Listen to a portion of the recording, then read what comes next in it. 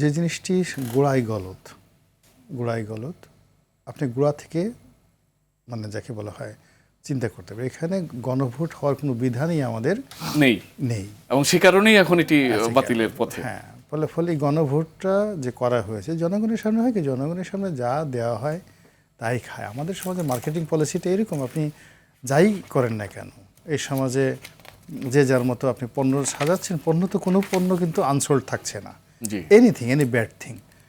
তো সেক্ষেত্রে যখন জনগণের সামনে দুটো ভোট দেওয়া হলো, বলা হলো যে আপনারা দেন, এখন জনগণের তো তারা দিয়েছে, এখানে জনগণের নিজস্ব মতামত রিফিউজ করার বা ডিফিউজ করার কোনো ব্যাপার ছিল না। তারপর পর্দার আড়ালে গণভোট নিয়ে আরও অনেক কথাবার্তা শোনা যায়, যেটা ইঞ্জিনিয়ারিং থেকে শুরু করা আরও অনেক কিছু।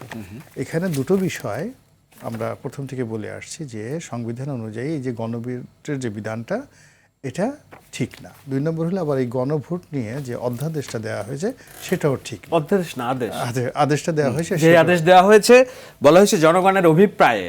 হ্যাঁ, এখন রাষ্ট্রপতি তার এখতিয়ারে কোনোদিন জনগণের অভিপ্রায়ে কোনো আদেশ দিতে পারেন না, এটা নাই।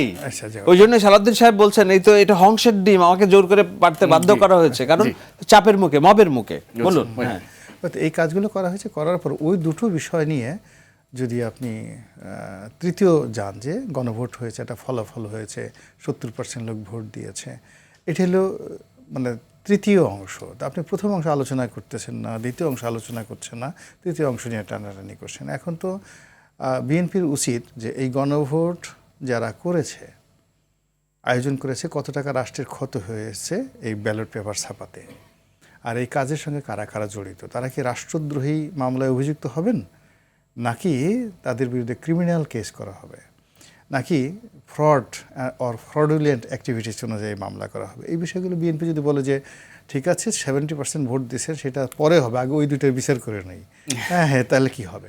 তা আলটিমেটলি হয় কি যে রাজনীতি আসলে জোরাজুরি করে কৌশল করা হয় না, রাজনীতিটা অনেকটা যুদ্ধের মতো। এখানে যে বিজয়ী সে সবসময় ইতিহাস লেখে। জুলাই আগস্ট বিপ্লবের পরে যারা বিজয়ী নিজেদেরকে মনে করেছেন, গত 17 মাস ধরে তারা কিন্তু ইতিহাস লিখেছেন।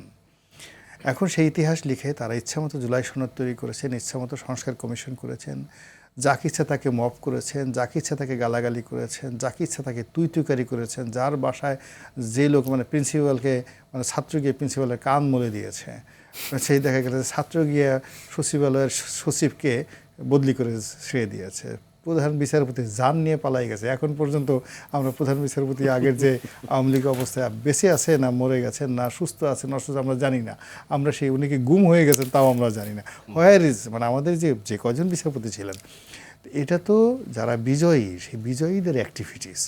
তো এখন ওটা যদি বৈধ হয়, ওটা যদি একজন বিচারপতিকে আপনি তাড়িয়ে দিয়েছেন, প্রধান চিফ জাস্টিস, তো সেটা যদি বৈধ হয়, এখন তো বিএনপি বিজয়ী হয়েছে, তাও জনগণের ভোটে। তো এখন তো সেই বিএনপিকে সে কি করবে না করবে সেটা তো তার লিবার্টি দিতে হবে। এবং আপনার চোখে যতই বিষ খারাপ লাগুক না কেন, আপনার যত শরীরে চুলকানি হোক না কেন, আপনাকে এটা মেনে নিতেই হবে।